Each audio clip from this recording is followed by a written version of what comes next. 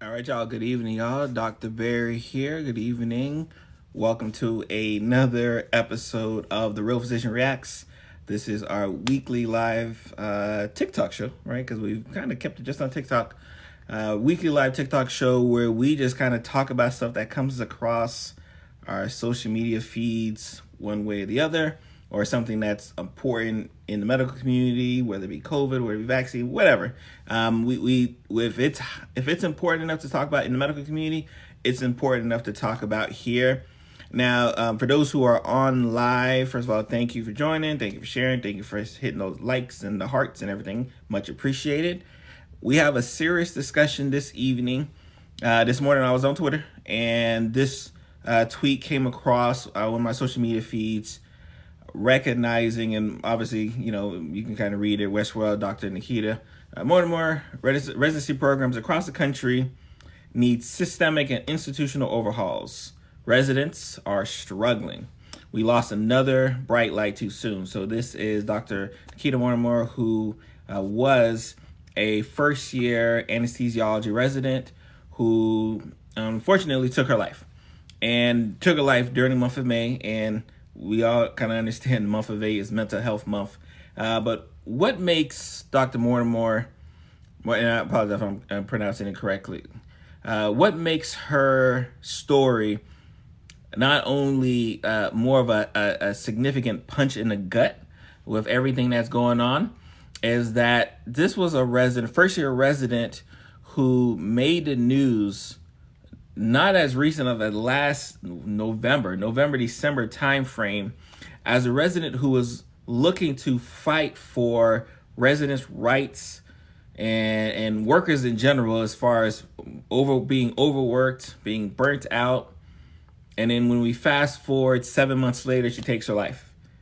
And you have to believe that a lot of the stress and everything, again, obviously I don't know her, but you have to believe that the stress and everything that she was dealing with had to do with the issue she was dealing with as a resident. And again, I'm an attending physician.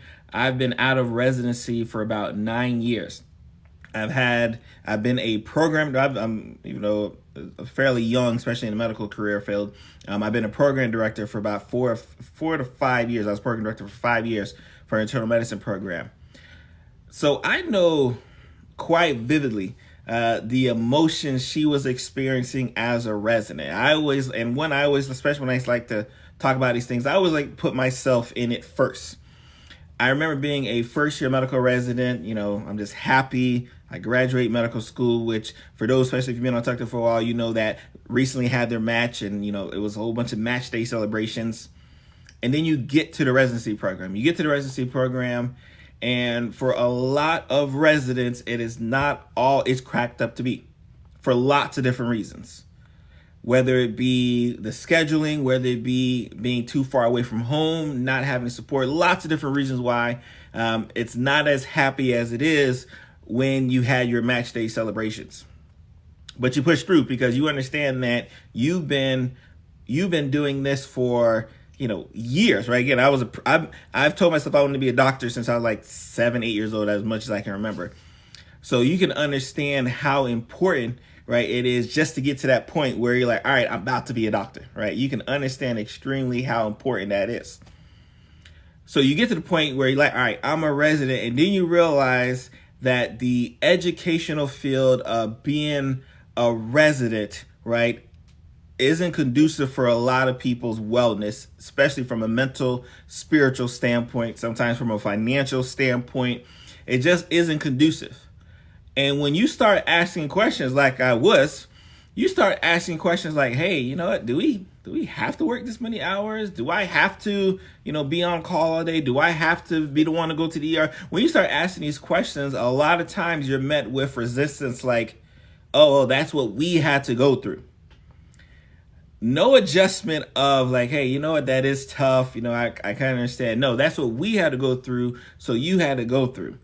So in residency, especially in the educational field, we have this trauma that continues to be passed on from class to class to class. And no one wants to break the cycle. No one wants to break that cycle because they're like, hey, if I had to go through it, and you probably heard this term, like, oh, during my day I had to walk through snow and all that BS, right? Like, so they're like, if I had to go through the toughness, you should have to go through the toughness as well. And it takes amazing people like this to say, stand, because remember, this is a first year resident. It's not like she was a resident, for a few years, got tired of it. This is a first year resident who said, nah, enough is enough. To the point where, and I reposted this story because this happened in November, where her and a bunch of her colleagues were looking to form a union in New York City of resident physicians, saying, hey, we are tired of the conditions that we are put under. And for those who may not understand what conditions people are put under, as a resident physician, it is not out of the ordinary for you to work 60 to 80 hours, sometimes more, per week. It is not out of the ordinary for you to have the most undue stress upon yourself day in, day out, and then be told, sleep 24 hours and get right back to it, right? Like, that is the norm for a lot of residency programs across the country. And the reason why it's a norm is because that's how, this is how it's always been about. Like, this is what we've always done.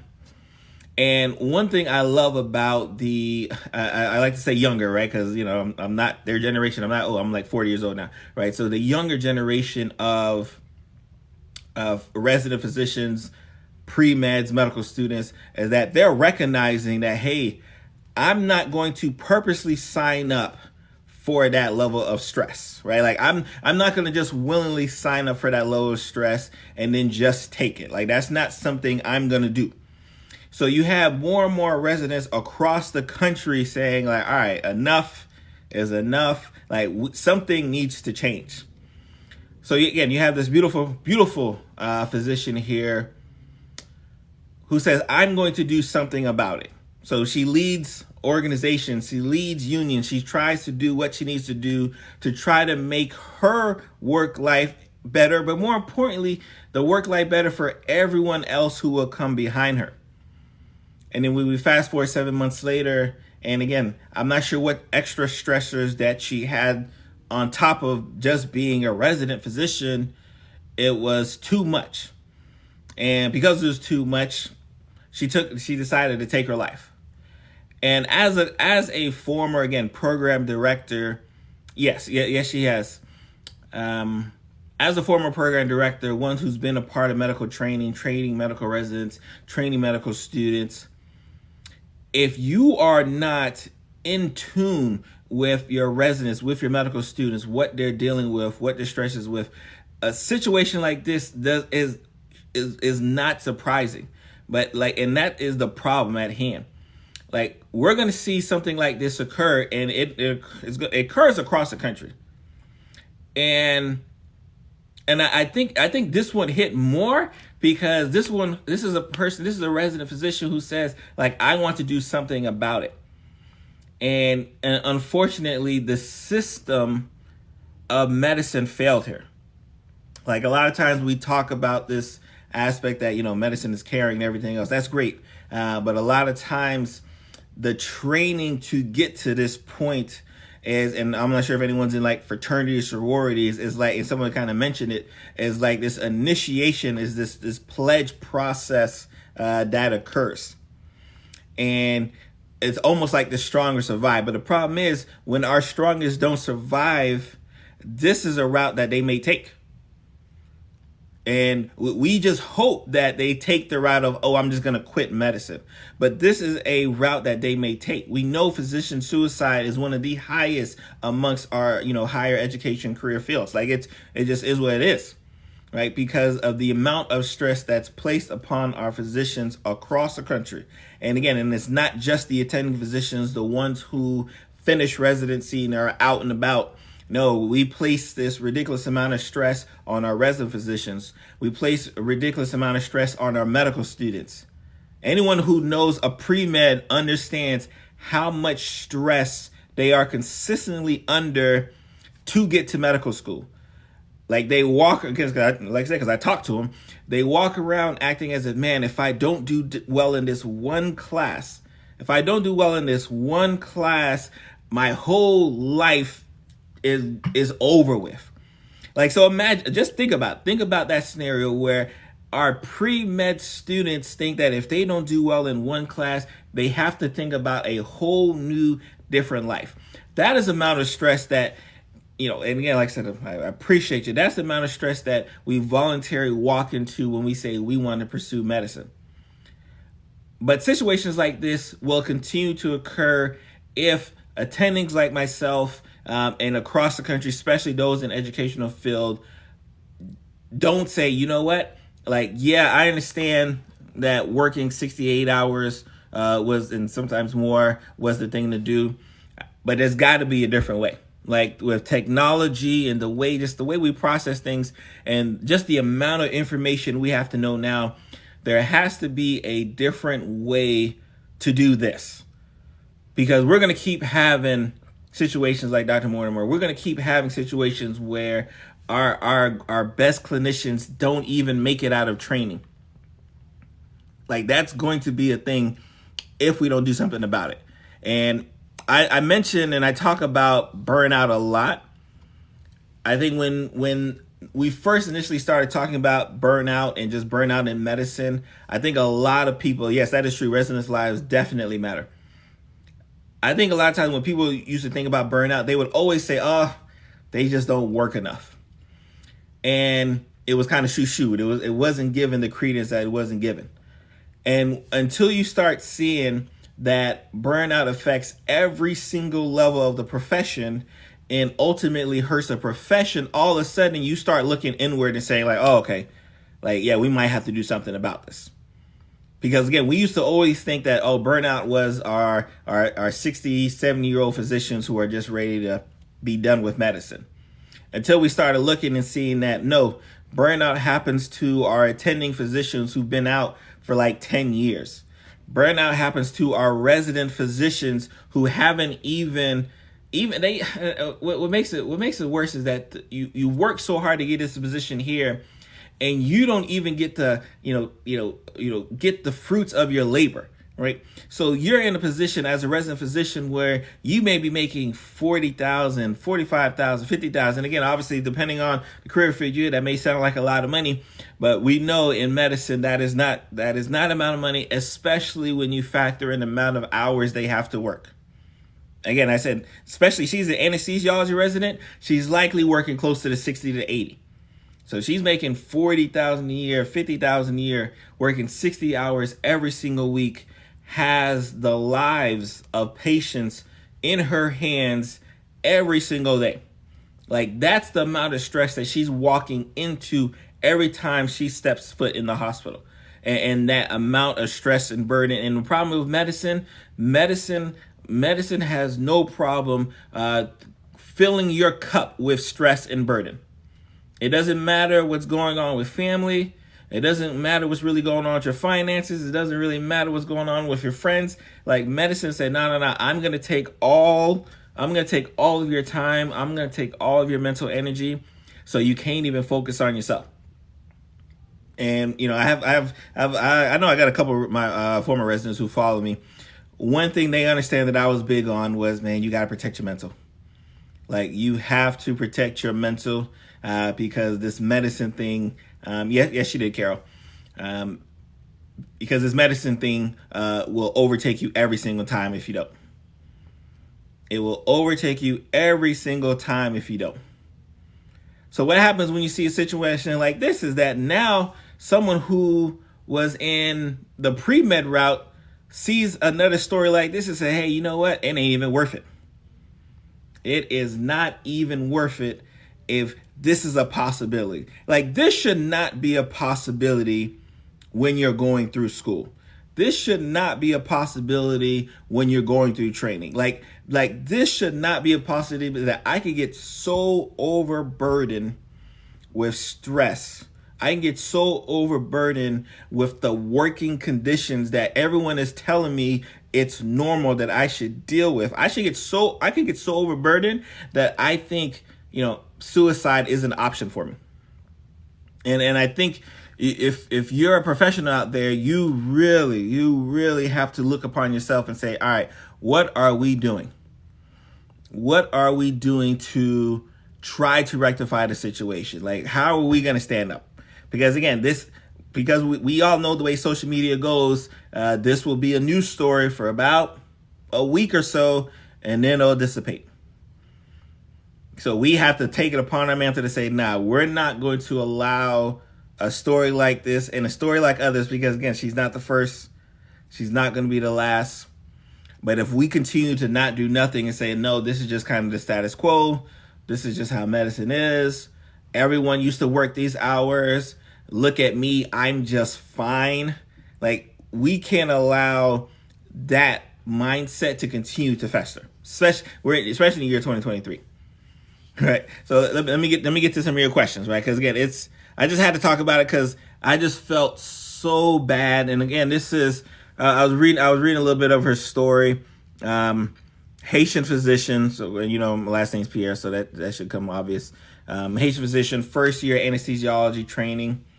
Describe residency as a balancing act of two truths. One truth is the honor is to care for members of the Bronx community at large. It is a privilege to learn from and collaborate each other.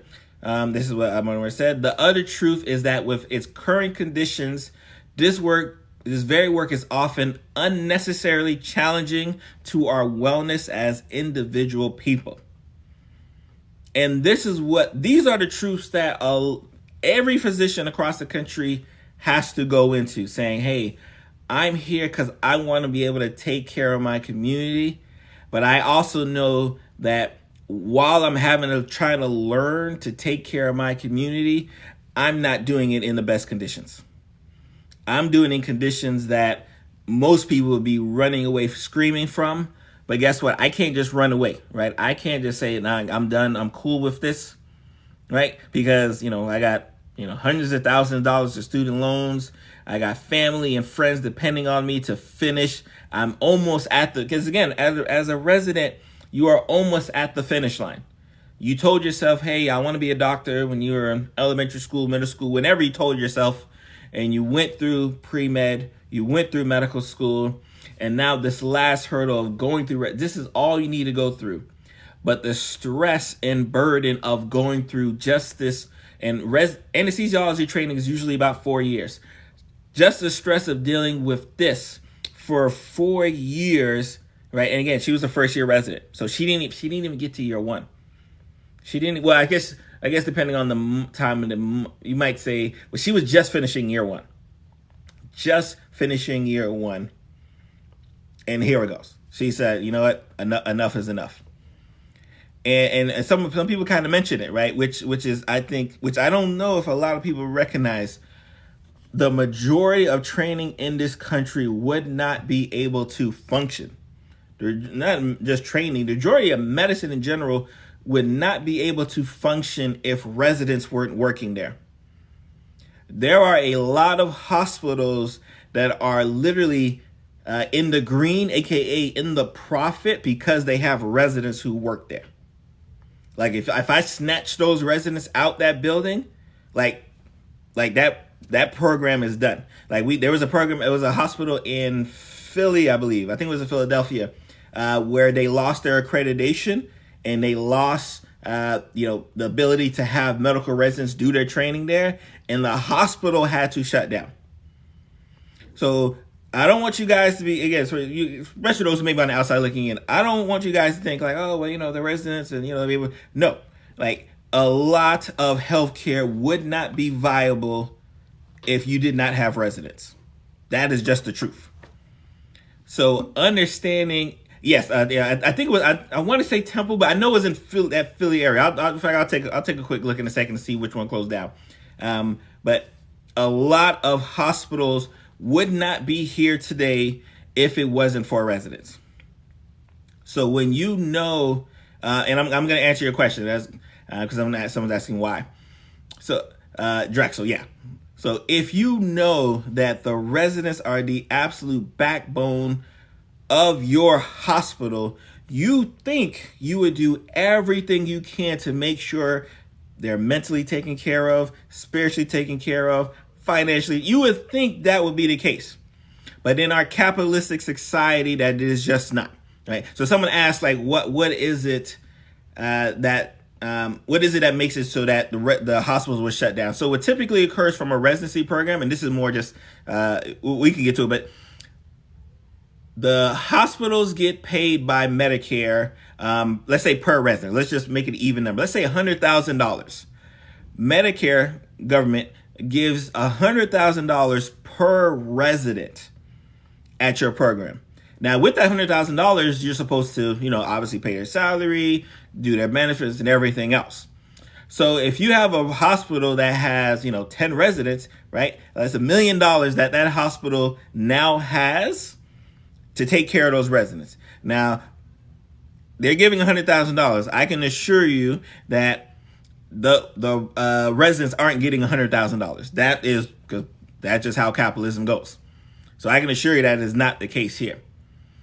So they spend their time working these residents to the bone and not taking care of them financially, overworking them, overstressing them, and in such situations like this happen, right? Where you have, especially for people just joining, we are talking about a serious discussion today. We're talking about a resident physician out of New York City, Dr. Nakita Mortimer, who unfortunately took her life last month, or late last month, like a week ago. And the reason why it's such a significant discussion is that she was on the forefront of trying to start a union in that city, in her program, because of the amount of burden and being overworked and stress that the residents were experiencing.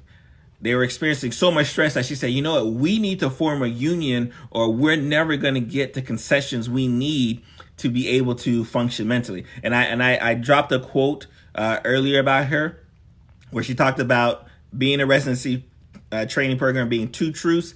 And this one is the one that hits. The other truth is that with its current conditions, this very work is often unnecessarily, stress that, unnecessarily challenging to our wellness as individual people.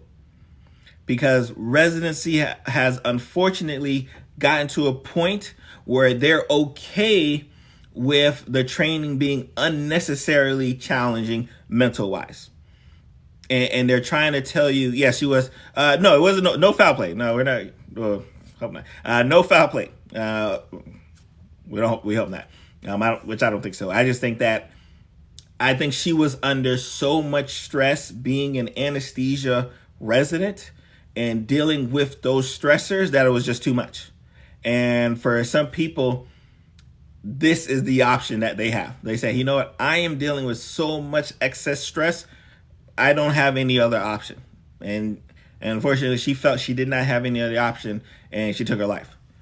And this should be a warning shot, like the other physician suicide should be a warning shot to those in our profession to say, hey, even if I was one of the fortunate people who made it despite, because when I tell people, when I got through residency, I made it despite working 68 hours a week. I made it despite having to deal with death at such a level that I feel like I'm ridiculously comfortable with the fact of death. I made it despite that, and I made it to the other side. We have a lot of our colleagues who do not make it. We have a lot of other colleagues who say, you know what, I'm done. I'm not going into medicine. I don't want to take care of patients. Like, yes, residency is hazing. And until we recognize that it's not just about how book smart you are, it's about how mentally prepared you are for life after residency, then like we're going to continue to have situations like this here. So I think that's the biggest issue as well. Yeah, and I love this fact. So some say this is not only for physicians but for all programs. Oh yes, and that's why when I talk, I'm the healthcare field. The healthcare field is a treasure trove of hazing. Like all across the board, the healthcare field is a treasure trove of hazing, while also telling us that we need to be at the most peak proficient level of ourselves to take care of others. So that, yes, the healthcare field is very ratchet. It is very ratchet. And the clinicians that you have, that you see, on TV that you see, especially nursing, that you see across, like they made it going through that gauntlet. So for those who made it through that gauntlet, we can't be okay with, oh, I had to go through that, so they should have to go through that. Like, that's a phrase we got to get up out of there. Right?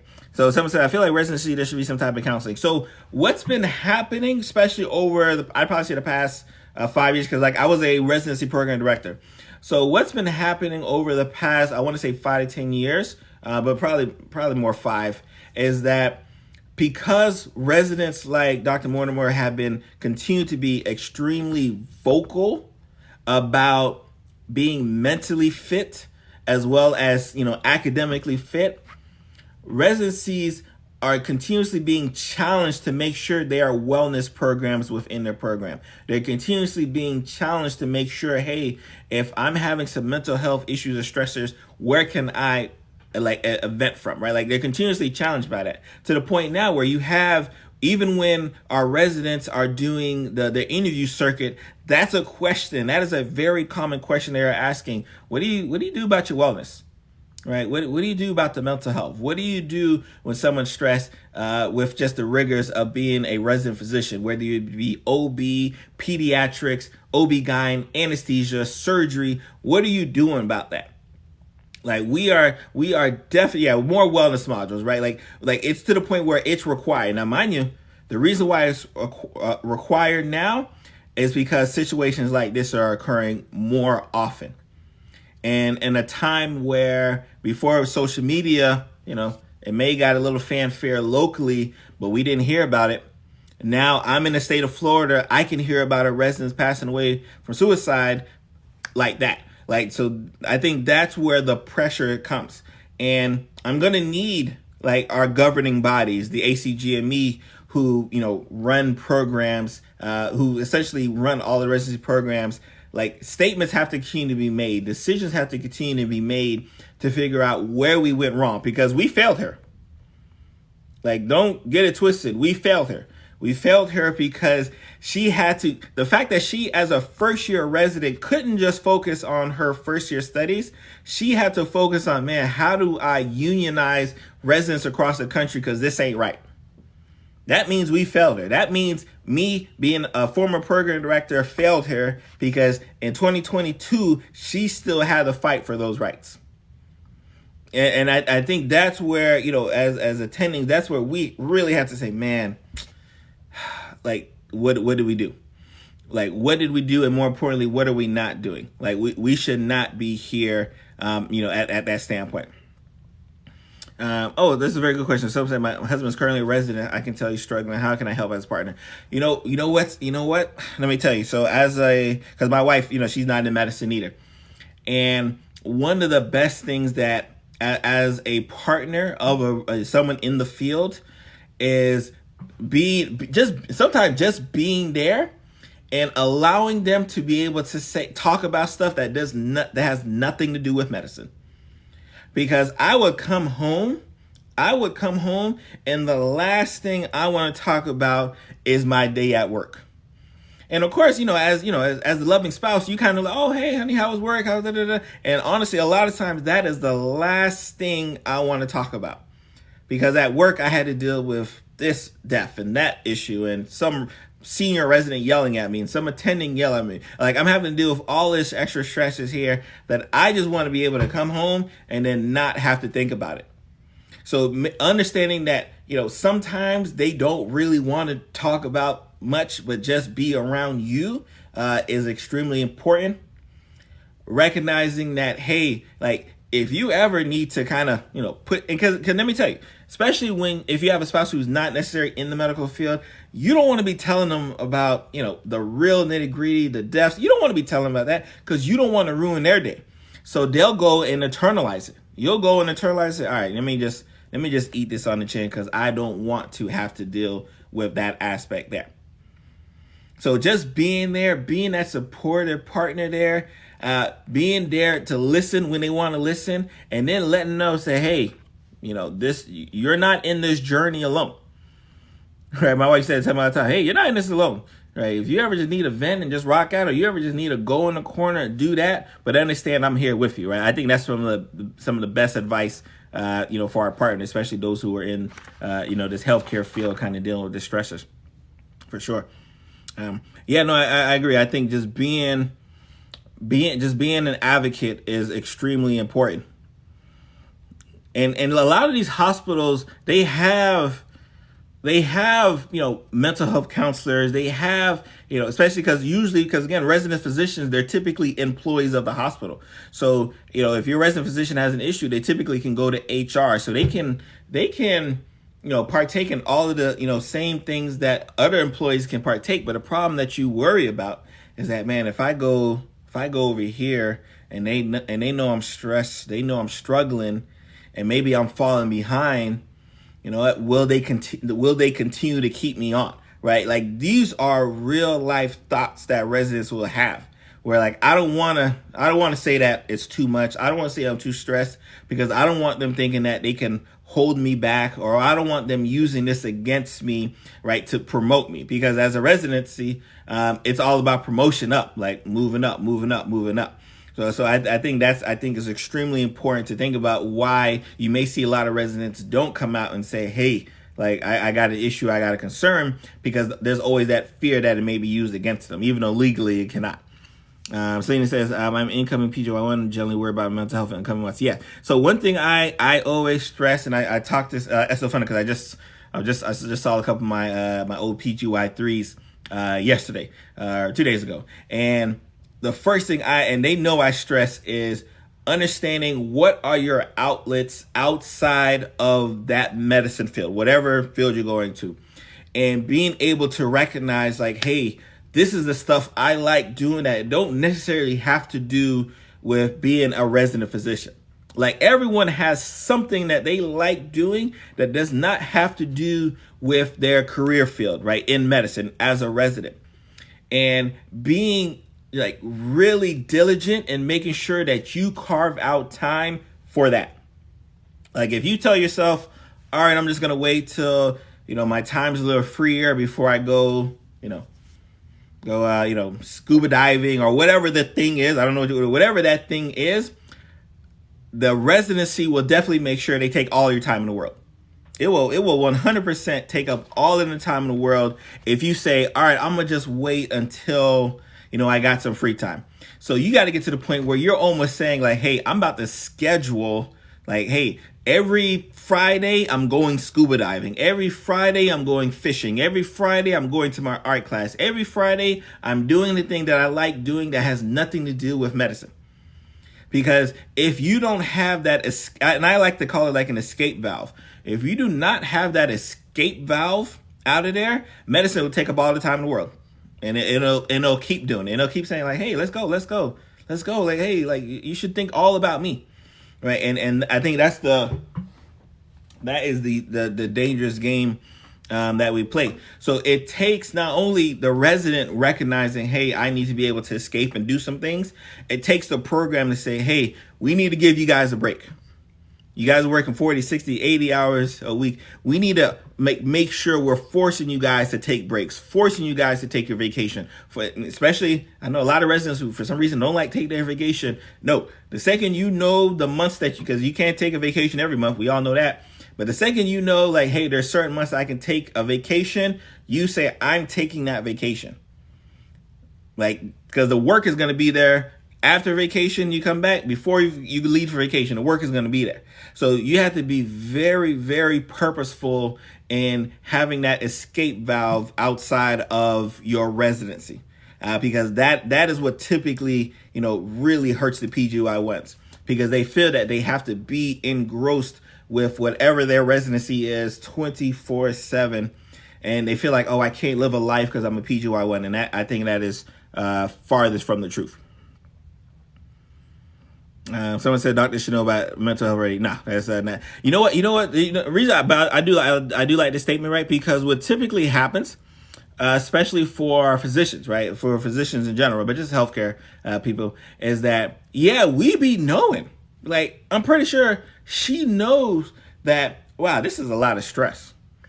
But what typically happens is there's so much peer pressure built into the system of residency training that she can't even allow herself to think about it. She said, like, yep, it's stress. We got to do something. Like, yeah, she was trying to unionize. So she recognized, like, oh, this is a problem. But as she's trying to unionize, she still got rotations to go to. She still has patients she has to take care of. She still has rotations she has to be graded on. So, like, her fighting for unions and everything else, she had to, like, I talked about that escape valve.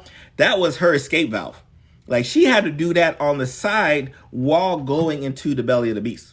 So I think that's where, I think it's heartbreaking, because we know that, the conditions that are at just her program there are at programs across the country. Like, it unfortunately is not, just not the case there. Yeah, no, yeah. A lot of people say, it definitely hurts. It definitely hurts, especially, again, this is a resident physician, right? This is, not to say that a attending physician would be even better, but she didn't even get the chance to officially say, hey, I'm an anesthesiologist. Like, she was an anesthesiologist in training, but she didn't even get to that last hurdle, because the stress and burden of all of the process that she took to get there was just too much for her. I haven't talked about sleep deprivation, but I think that's a big key, right? Because I mentioned kind of sleep deprivation adding to a lot of the stress. When you're working 40, 60 hours a week, 80 hours a week, some people work more. When you're working all of these hours and then are expected to go home and study some more, sleep typically is one of the last things that, like, they're like, oh, just squeeze some sleep in. Like, that's like your training for a lot of residents is, all right, how do I work on probably the least amount of sleep I've ever had to work on? Like, and that's what you train for 3, 4, 5 years. Like, how do I do that with this little amount of sleep that's coming about? And it's, again, and it's one of those things where they tell you, oh, it's to make you mentally tough, not realizing that it becomes so detrimental in the long run. And again, I think medicine and medicine training is so old in their traditional ways, and the training aspect, right, is like some of the last hurdles that we still have to get over. When doctors who are my attendings, who are probably 60, 70 years old now, when they were in medical school, when they were in medical training, the amount of information they had to know or they had to study was probably like 20, 30% what I had to know. Right. And that's just reality. Right. There wasn't as many drugs. There wasn't as many medications. They didn't know as many treatment options. Right. They didn't have all these algorithms. They just didn't know or have to know as much information. So not only are the newer, younger physicians having to learn much more significant information, they're being told that, hey, with all that information you got to know, we still want you to know it, right, at the same rate that the old physicians had to know it when they had 30% or less work, right? Like, again, it's just a recipe for disaster, for sure. Especially someone mentioned about the resident being black resident ortho program. Woo. See, that's a whole nother.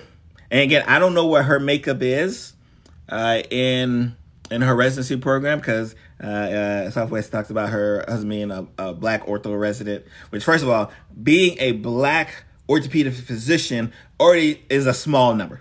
That is already a small number. So when you're in these training programs and you're like one of one, which is not, especially the higher you go from a training perspective, specialty perspective, which is not uncommon, it gets even lonelier. So you're in a situation that you're in a lonely position. You're having to fight the mental demons that the residency program has put upon you from a systematic standpoint. And we're not even talking about some of your residents maybe adding to that extra stress. Some of your attendings may be added to that extra stress. Life is adding to that extra level of stress. All of these different things are adding to your extra level of stress. And you still have to be able to pick up, go, and keep it moving. right? Like it's just a mental hazing that occurs from day one that doesn't stop until you get up out of there. Right? It's just extremely tough. Yep. Yes. My husband always says he just wants normalcy. Yeah. No. Definitely. My wife would be like, "Oh, how's your day? It was good." Regardless if I could have had the worst day, I could have had patients crashed on me left and right. It was good, right? Because because we're caring people, right? We don't. Why would we add on like that level of angst and stress to a partner, so our family members? Like, yeah, we just don't do that. Let me see here.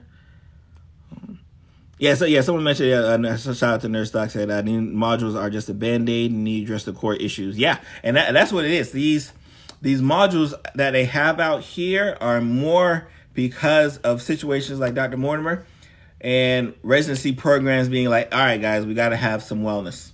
Like, again, they didn't volunteer to have wellness programs. They didn't volunteer to try to see if we can reduce work hours. Like, there was actually, because the eight, like this is gonna probably sound crazy to a lot of people. The 80-hour work week is something that they had to fight for. Like, we had to fight to say, hey, please only work us 80 hours. And ACGME, everybody was like, okay, all right, 80 hours is cool. All right, no more than 80 hours. Like, so imagine like that was the halfway line. Probably wasn't more halfway. But the halfway line was, hey, you only have to work 80 hours. Like, and for those who work 40 hours a week, just imagine your job saying you got to double that. You got to double that, and you still get the same pay. You still got the same pay, but yeah, we can work you up to 80 hours. Like, that was the compromise. Just so people understand. So when they do these modules, they're not talking about the fact that systemically, like the way your program does this training is putting too much emphasis on having to learn, having to study, spending so much time, not enough sleep, right? Not enough camaraderie, not enough community service, not enough just, hey, get up out of here, get away from us for, a week or so. Like, that's not the focus. Right? And I don't even have to talk about how, especially for my women residents who have to, like, imagine they have to think, man, like, can I have a child during residency? And the reason why they think that, because they're like, all right, man, if I have a child and, maybe I have to take maternity leave, then that's going to push me back. And like, people can't even have families. People actually have to have family like discussions like, man, do I postpone having a family, starting a family, continuing my family, right? Because this residency program may not graduate me on time. Like, if that ain't it, and when I was a PD, my PGY1 class, like, we actually, because we had 18 total residents, and when I first started, out of the 18, it was 12 male and six female, right? Like, and I was like, this ratio is ridiculous, right? So by the time I left, like, I had flipped it, 12 female, 6 male. But like, I understood that, like, hey, you got to understand that, there's, you got to make sure that we understand family is important. We understand that family is important. We will work around you. But there's a lot of surgeons, pediatricians, internists, OB-GYNs, future anesthesiologists. There's so many professions where the women in the profession won't even begin family planning because of the fear that they may not finish residency or may not finish residency later than their resident colleagues, right? Like, and again, which is something I never have to deal with. That's not even the thing that I have to worry about. So it's just a system that is broken. Right. And I think it's tough. It's tough for especially colleagues in the profession, those who finished it, to say, oh, this system is broken because, oh, like, well, I got through it. Like, how broken it could be because I got through it. And that is the worst way of thinking. That is the worst way of thinking. So when I'm talking to my residents, when I'm talking to my medical students, the last thing I'm talking about, like, all right, did you read that journal article? I'm like, hey, how are you doing? How's life? Like, how's your stress level? Because that's a question I ask. What's your stress level like right now? Because I want to know, right? Because I know the residency programs don't do it. Let me see here. Oh, so he said I was told I have to wear my wedding ring because they might think I'll leave to have kids. Oh, see, we can really have a discussion of the discrimination that our medical education program has just by gender alone, of people asking inappropriate questions during your interviews, like, do you plan on having kids? Do you have like just ridiculous amount of questions because they're only thinking about themselves. They're not thinking about you, right? And trust me, that question happens a lot, unfortunately. Yeah, so someone said, Maddie says, professional hazing ruins the lives of many young people. We need legislation. It's ridiculous. And what I do love about our young people is that they're not up for the bullshit no more. Like they're not like stuff like this. They see, like, there are plenty of young pre-med or used to be pre-med people who are going to see this story and be like, all right, I'm cool. I'm cool on that. Nah, I'm not going to that. No, like, hold on. You want me to voluntarily sign up for a training that may be so stressful that I may take my life? No, thank you. And reason why is because we're seeing less and less people apply to medical schools. And because less and less people are applying for medical schools, guess what? That means you're having less and less doctors on the output, right? Which means you have to then try to supplant that, right? And again, our country is growing. Our country is getting older. So it's not like we're having less people here, but there's going to be less people to take care of them unless we decide, right, to change drastically. Unless we decide to change something drastically, this is going to be a continued problem for not only for the foreseeable future, but for a long time.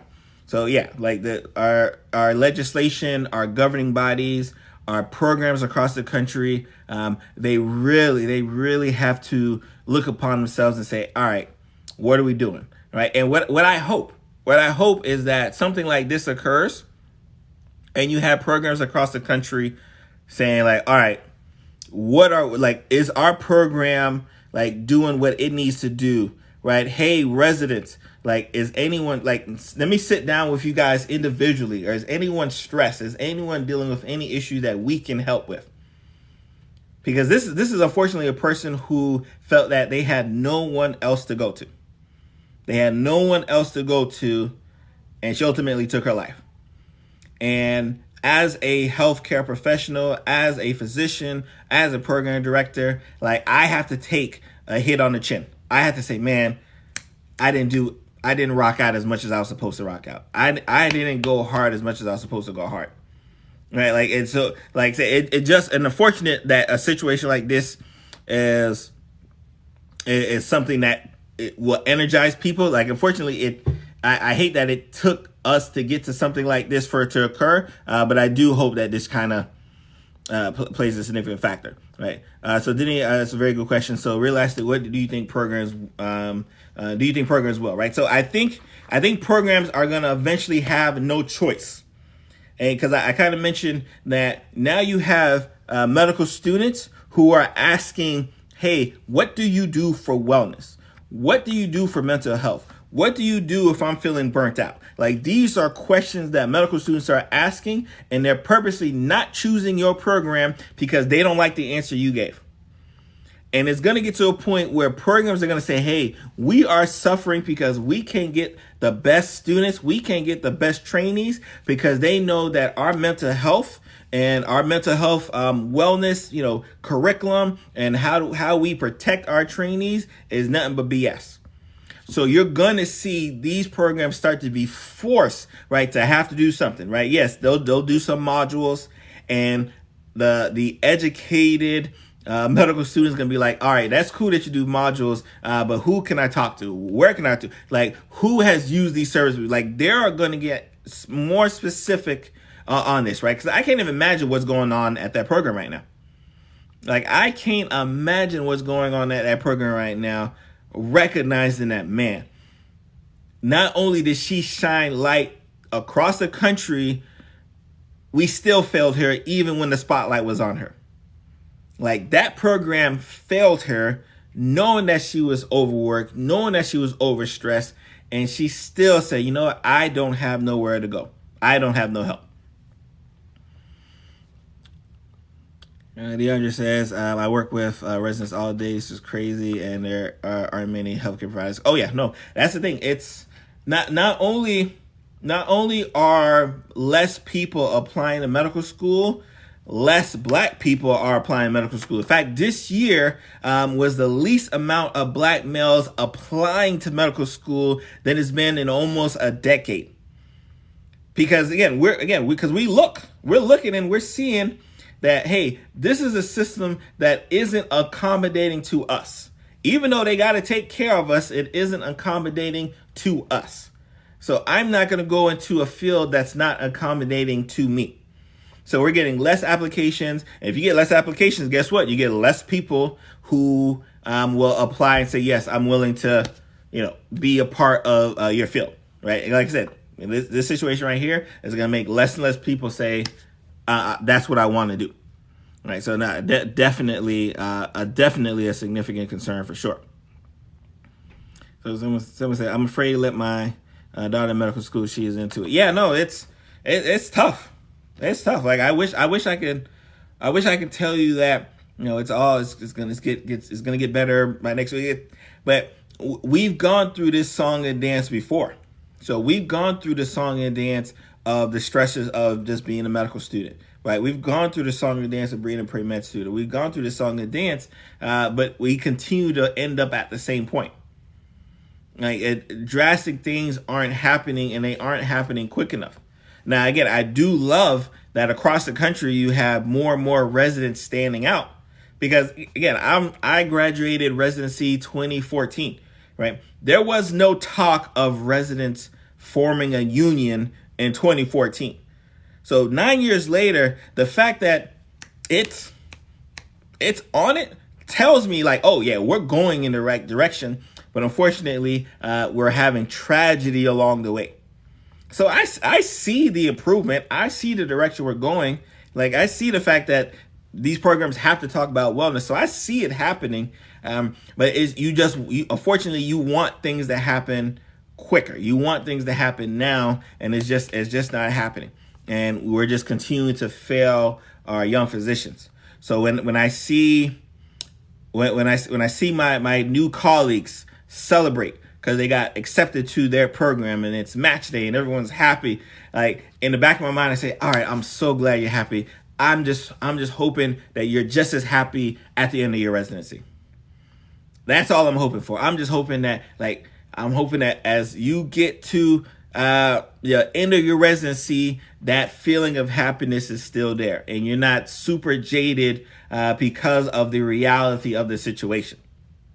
Now, of course, you can't tell no one that, right? You can't say, like, oh, guys, I don't even know why you're happy for it, because not everyone becomes super sad, right? But we can't act like this is an outlier. We can't act like, oh, it just happens every now and then. No, right? It's happening too often. And like I always talk, one is too many. So if it happens to just one person, we have to look at ourselves and say, what are we doing, right, to make sure, like, this one person doesn't become 2, doesn't become 4, doesn't become 6, doesn't become 8. Like, what are we doing to make that happen? And I think that's the direction that we have to go. Right? Yeah, no, it's definitely stressful. Definitely stressful for sure. Because it's so, because we sign up for it, right? We sign up for the stress. We sign up for it because we love taking care of people. And we just know that this is just a means to an end. For a lot of us, we know, like, all right, I'll just deal with this BS for the next 3 years. I got so many goals and aspirations once I get there. Like, I'm pretty sure Dr. Mortimer had so many goals and aspirations once she got to the end. But the stress of just dealing with everything that was happening, her life, her residency, her training program, it was just too much. So she couldn't even make it. Like I said, this just happened last month, Mental Health Month. Everything's kind of weighing. Everyone's talking about mental health. And here she is, felt like she was alone and felt like that this was the only way to do something about it, right? Like, it's extremely, extremely unfortunate. And yeah, no, Vonnie says, yeah, residents definitely unionize. No, that's for sure. That is for sure. I think, and if you're a program, right, because obviously I'm looking at the programs out here. If you're a program out here, you should be doing the things you need to do so that your residents don't ever feel that they have to unionize.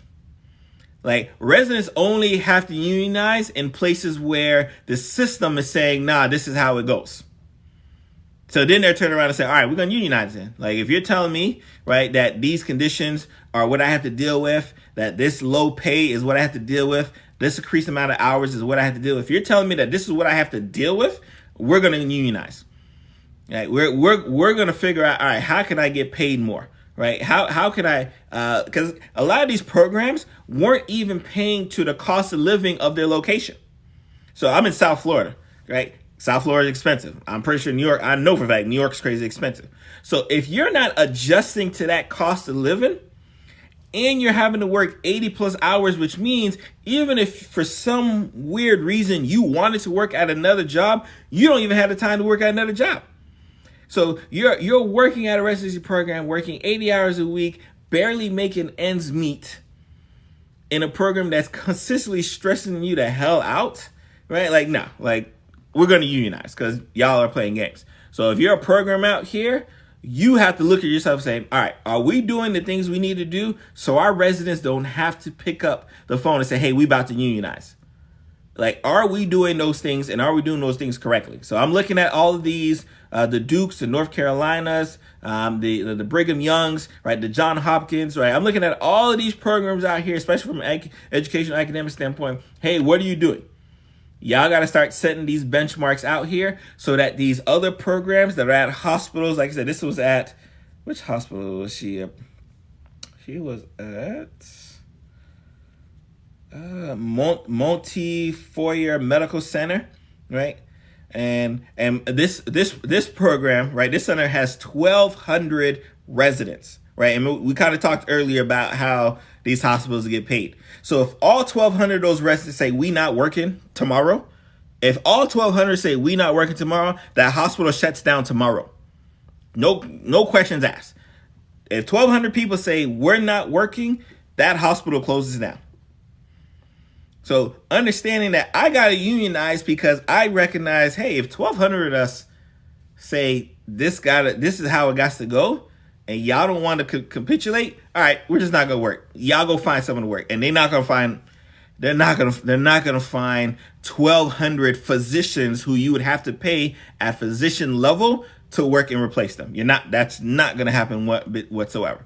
Right? So I just feel I'm glad that she championed the fight.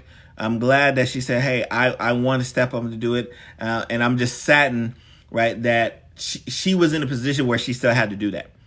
I'm saddened that she was in a position where she had to unionize. I'm saddened that she was in a position that her attending colleagues and everyone else was like, no, we got to do something. I'm saddened that she was at that position there. And unfortunately, all of the stress and burden and everything else was just too much for her, right? Like, I think that's probably going to be the toughest pill to swallow for a while. Oh, yeah, no, I definitely think she should unionize. Definitely think they should unionize for sure. Yeah, no. Yeah, someone said too many residents don't want to get political or affluent or don't want to rock the boat. Yeah, no, I think it's tough, right? Because if you've been working all your life to become this physician, whatever that physician is, whatever type of physician is, and you're like 3 years away, you're 4 years away, you're 5 years away, and you're like, all right, I just got to deal with this BS for 3 years, and then I don't have to deal with this. All right, I'm going to just put my head down. But a lot of people can't put their head down. A lot of people do not have the ability to just say, all right, I'm going to suck it up for 3 to 5 years. But some people do, right? And I can't fault them, right? Because their eyes say, man, I don't want to lose my position. I don't lose my job. We all know that we have employees that if y'all wanted to strike at y'all job, not all 100% of the employees are going to strike. Some are going to be like, hey, man, I got bills, I got responsibilities. I can't really rock with y'all like that. Like, I understand it, but I can't really do it. Like, so it's the same situation that occurs. But again, it's tough because those people shouldn't even be in a position where they got to be like, hey, that's on y'all. Like, like they shouldn't even be in that position, but unfortunately they are.